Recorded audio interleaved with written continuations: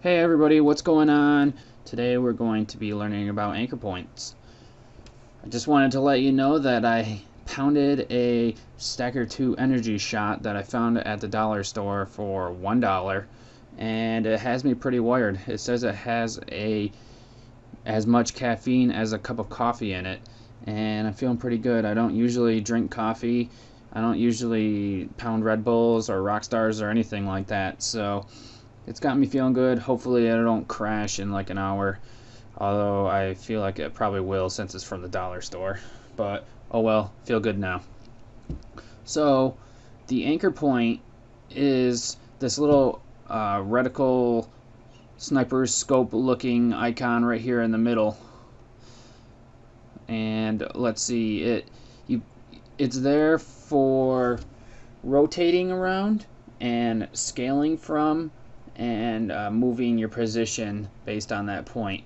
And let's see, right now it's in the center of this object, so it's going to scale and rotate around that point. So watch this. As you can see, it's rotating around the point. It's not rotating around the center of the chainsaw, it's rotating around the point. And also, if I try to scale from it, scale, it's going to scale from the center of it there, which pretty easily understood. So you don't want, say you don't want your anchor point there, you want it to be over by the handle so you can move the chainsaw up and down so you can cut a piece of wood in half or something like that. Well, that's what I'm going to show you how to do, is move the anchor point around today. So there's a few ways to do it.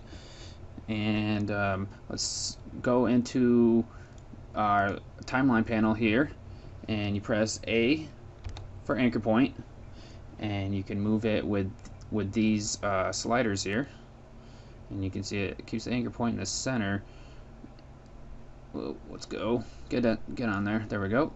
And if you move it there to the side, then you can move your chainsaw back there. You can see that the anchor point is now over here by the handle. I'll click rotate, and now you can see that now it's going to rotate around the handle. Now I can like chop some wood in half or something like that. Zzz. Told you I'm a little wired. So that's one way to move the anchor point. Let's go back to the anchor point down here in the timeline panel, and to reset it to the middle, you right click on it and hit reset, and your anchor point stays in the middle while the image, or in this case I'm using a vector, rotates or moves around the anchor point. Another way to move the anchor point is using the pan behind tool, which is up here. It's this, I don't even know what kind of shape it is. It's like a dotted line box with a bunch of arrows around the outside. That's the pan behind tool, and either click on that, or the hotkey for it is Y, like that. Now you go over to the anchor point here, and you can drag it, and this way the anchor point moves, but you keep your image or vector, whatever you're using. It could be video footage. It moves it to the around the image, so it'll have the same effect. See, that's how you do that. I'm hitting Control Z just to get it back to the center. Now there is another way that doesn't seem to be working on vectors, so what I'll show you on a solid. So I'm going to click Layer, New, Solid. I'm going to make this into a circle. I'm just naming it here. And I'll do this real quick for you guys. I'm just going to create a circle like that. I'll click off it so the mask isn't showing more. But now let's see if I try to rotate this circle. It's going to rotate around the anchor point, which was in the center of the solid, but since I made a circle over here in the corner, the anchor point's now in the middle. So you can use the other techniques that I showed you to move the anchor point, or you can double click and it brings you to the layer panel.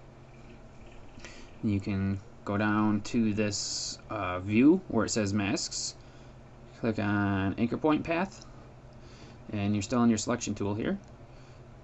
You see how that the cursor changed?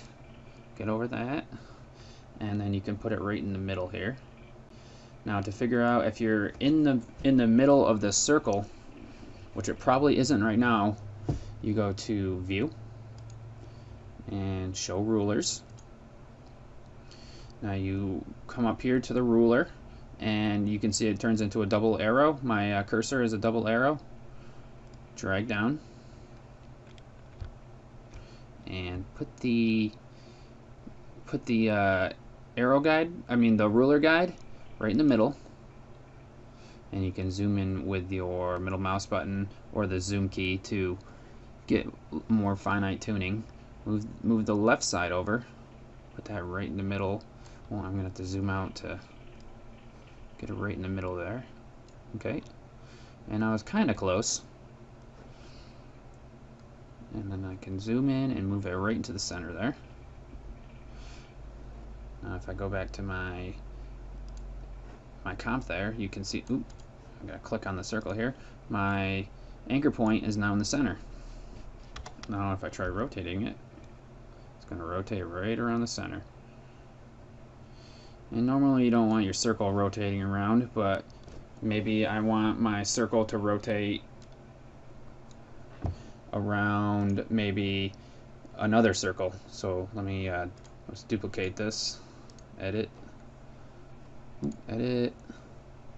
duplicate, and I have another circle here. Let's make it a little smaller, and I'll make it a different color. Let's make it pink, hot pink. There we go. So I'm going to put this circle in the middle. Let's turn this chainsaw off real quick. Put this circle in the middle, and then we have this circle here. Now maybe I want to rotate this circle around this green circle, this pink circle around the green circle, kind of like a moon around the earth. So I would turn on my rulers. I would bring these down to match the center. I'm using the anchor point as a guide because I already know it's in the center. There we go.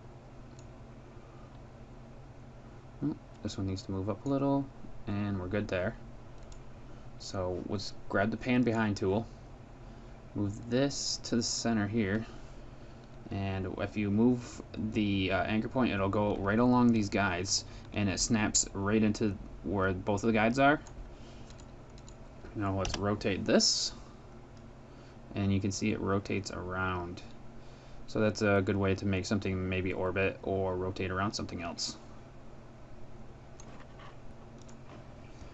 So I might as well show you how you can use an anchor point for scaling. I'm going to turn off this small circle there. Let's get rid of these guides.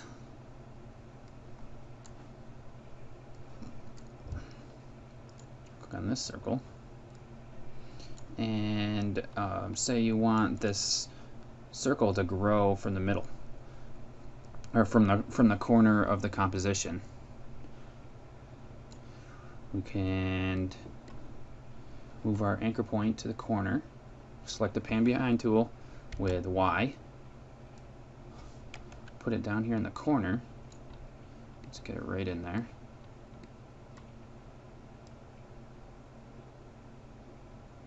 Close enough. And now if I scale from that, it'll eat up from the corner. See this? It could be a way to make like a transition or something like that. And scale it down to 0, and then it goes down to the corner, and it's gone. So those are the ways to use your anchor point. If you're trying to scale something and it looks weird when it's scaling, or you're trying to rotate and you're trying to maybe rotate a wheel and it's wobbly, make sure you adjust the anchor point into the middle or to wherever else you need it. Thank you for watching this tutorial. I still feel the effects of the Stacker 2. It's only been like, what, 15 minutes or so. And let's go ahead and I'll make another tutorial right after this, and we'll see how long I can last. Hope you guys have a good one. See ya.